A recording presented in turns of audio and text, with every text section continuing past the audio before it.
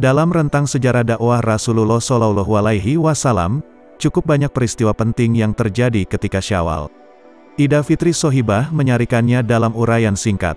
Kebanyakan merupakan peperangan, sedangkan sisanya antara lain pernikahan Rasulullah Shallallahu Alaihi Wasallam dan kelahiran ilmuwan besar yaitu Imam Bukhari. Sedikitnya, ada 6 medan jihad yang bertepatan dengan bulan Syawal. Pertama, Perang Uhud yang pecah pada 15 Syawal, yakni 3 tahun setelah hijrahnya Nabi Shallallahu Alaihi Wasallam. Sebanyak 700 pasukan Muslim berhadapan dengan sekitar 3.000 pasukan musyrik. Awalnya umat Islam mendominasi jalannya pertempuran. Orang-orang musyrik terdesak sehingga meninggalkan harta benda yang mereka bawa. Disinilah sekelompok pasukan Muslim yang bertugas sebagai pemanah di puncak-puncak Bukit Lengah. Mereka lantas turun meskipun sebelumnya Rasulullah Shallallahu Alaihi Wasallam telah berpesan agar mereka tetap bertahan dengan apapun yang terjadi di tengah medan laga. Khalid bin Walid yang waktu itu masih kafir dan anak buahnya melihat celah untuk menyerang balik. Akhirnya barisan muslimin kocar-kacir dan bahkan Rasulullah Shallallahu Alaihi Wasallam mengalami luka-luka yang cukup parah. Al-Quran Surah Ali Imran ayat 121 turun berkenaan dengan peristiwa ini. Yang kedua, Perang Bani Qainuqa yang terjadi pada Syawal tahun kedua Hijrah. Kali ini umat Islam Madinah menghadapi fitnah yang dilancarkan kaum Yahudi lantaran kejahatan dan pengkhianatan kaum Yahudi itu sudah keterlaluan.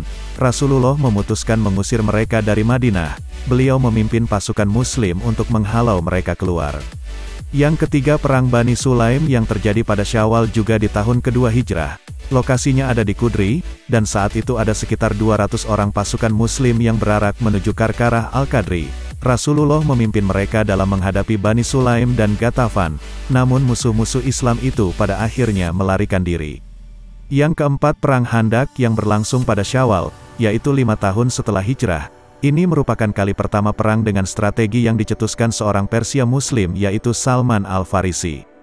Di negerinya kubu-kubu menciptakan parit yang dalam dan lebar guna menghalau pasukan musuh. Rasulullah menyetujui ide ini setelah berunding dengan para sahabat termasuk Salman. Bahkan Rasulullah dengan tangannya sendiri ikut bersama-sama membangun parit pertahanan itu. Total pasukan Muslim mencapai 3.000 orang, sedangkan pasukan sekutu kaum musyrik sebanyak 1.000 orang. Yang kelima yaitu Perang Hunain yang terjadi pada tahun ke-8 Hijriyah pada Syawal. Saat itu kaum Muslim menghadapi suku Hawazin dan suku Sakif. 2 pekan lamanya Perang Hunain berlangsung setelah Rasulullah berhasil memimpin kaum Muslim dalam menaklukkan Makkah tanpa pertumpahan darah. Dengan demikian, pasukan Muslim di medan Hunain cukup diuntungkan dengan kondisi mental yang penuh kegemilangan. Dari total 12.000 pasukan Muslim, sebanyak 2.000 diantaranya berasal dari dukungan Quraisy Makkah. Hasilnya Perang Hunain dimenangkan kaum Muslim. Yang keenam yaitu pengepungan Taif yang merupakan imbas dari Perang Hunain.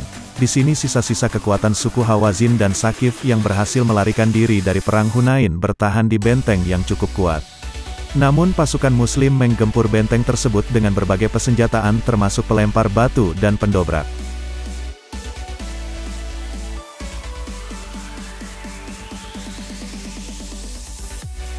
Kejadian lainnya yang patut dicatat adalah kelahiran Imam Bukhari pada Syawal 194 Hijriyah. Sepanjang hayatnya beliau amat berjasa dalam merealisasikan kompilasi hadis-hadis Nabi Shallallahu Alaihi Wasallam. Sampai di sini untuk video kali ini. Jangan lupa like, komen, dan subscribe channel ini.